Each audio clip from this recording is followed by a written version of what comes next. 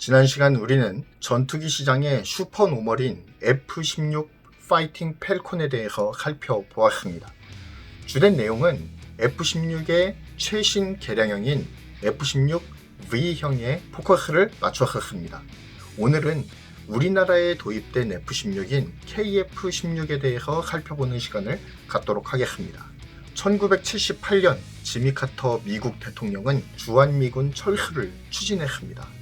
이에 대해 박정희 전 대통령이 주한미군 철수에 대비해서 F-16A B형의 도입을 추진했었죠.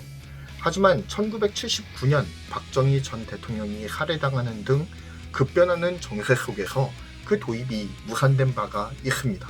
이후 1986년 전두환 정권 당시에 피스브리지 전투기 도입 사업을 통해서 F-16CD형 블록 32를 도입하기에 이릅니다. 이후 1988년 복자형인 F-16D형 4기를 더 도입하면서 총 40여 대가 도입이 되었습니다. 하지만 북한이 1988년과 89년 평양 방공용으로 미그-29 22대를 도입하면서 위기의식을 느낀 공군은 F-15 도입을 추진했습니다. 하지만 미국에서 그 수입을 허가하지 않죠. 이로 인해서 대한민국의 국방부는 F-16과 F-18을 대체 기종으로 고려하게 되었습니다. 그런데 이런 상황 속에서 F-18 제조사인 맥도널드 더글러스가 F-18의 가격을 25% 인상해버려요.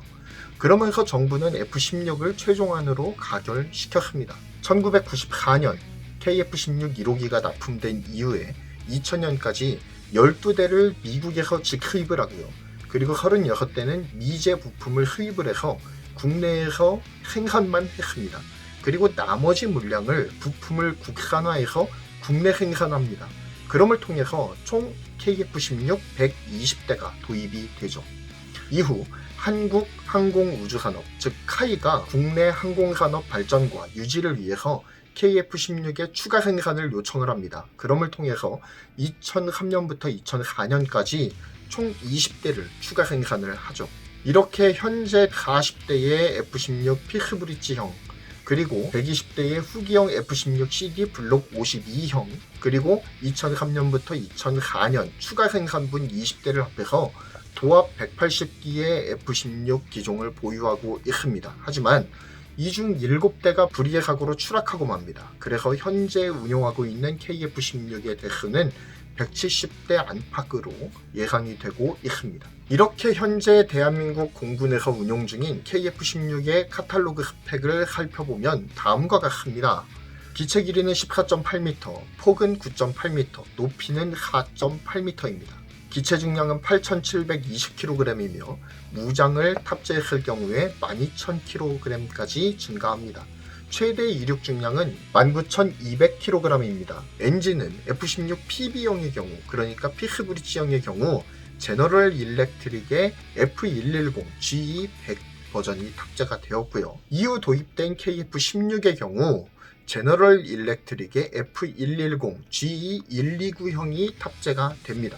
레이더는 F-16 PB형의 경우에는 AN/APG-68 버전 2가 탑재가 되었고요.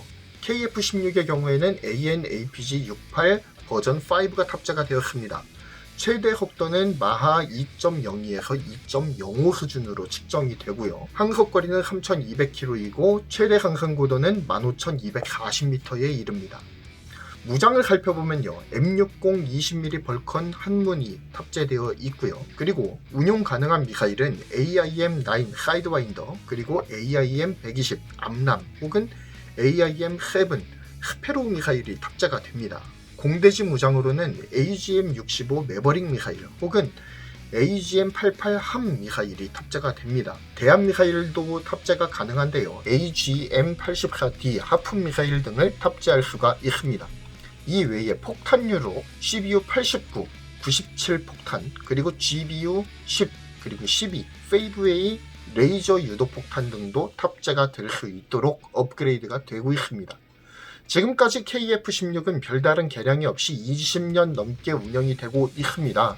물론 초기에 도입했던 F-16 피스브리지형 PB형의 경우에는 한 번의 개량을 거쳤죠. 이명박 정부 당시에 진행했던 업그레이드에서 AN/APG-68 버전 7 레이더를 탑재했습니다. 또한 AIM-120 암람과 JDAM 운용 능력을 부여하는 무장 업그레이드가 단행이 되었죠. 그리고 또한 ALQ88 200K ECM 포드도 장착을 했습니다. 그럼을 통해서 전자전 능력까지도 부여하기에 이르게 되죠. 이러한 개량은 F-16 초기 도입형이 BVR 능력에서 부족함을 보여줬어요. 그러면서 중거리 공격 능력이 향상되어야 한다라는 이야기가 항상 제기되어 왔습니다. 그렇기 때문에 좀 더 멀리 볼 수 있도록 레이더를 개량하고 AIM-120 암람 도입 등 중장거리 공격력 유지에 초점이 맞춰졌어요. 하지만 이러한 개량에도 불구하고 주변국들의 공군력이 지속적으로 업그레이드가 되고 있는 상황입니다.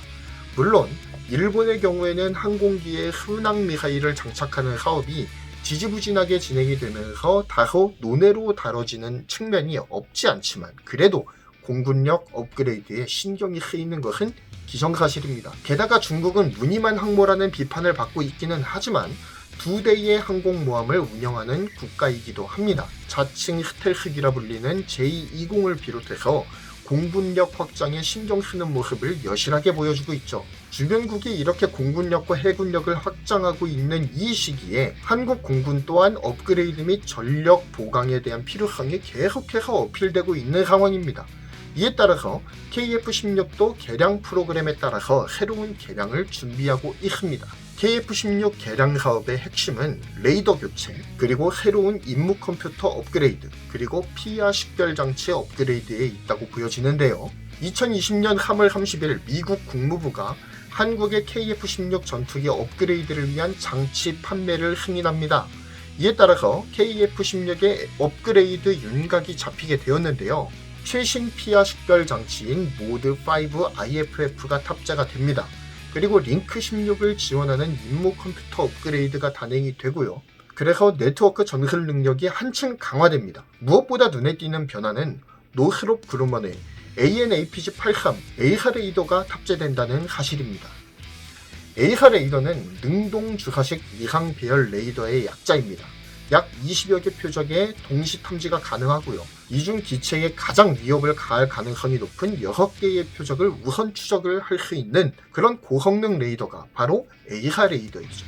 이러한 업그레이드를 통해서 KF-16은 더 멀리 보고 더 빨리 탐지해서 더 멀리 공격하는 전투기로의 진화를 꿈꾸고 있습니다. 사실 공군은 지금도 약 100대에서 120대 규모의 F4, F5 기종을 운용 중에 있습니다. 굉장히 노후된 기체예요. 노후한 기체들은 퇴역 시기가 이미 지나버렸음에도 불구하고 전력 공백이 우려되기 때문에 아직까지도 퇴역하지 못하고 있는 상황입니다.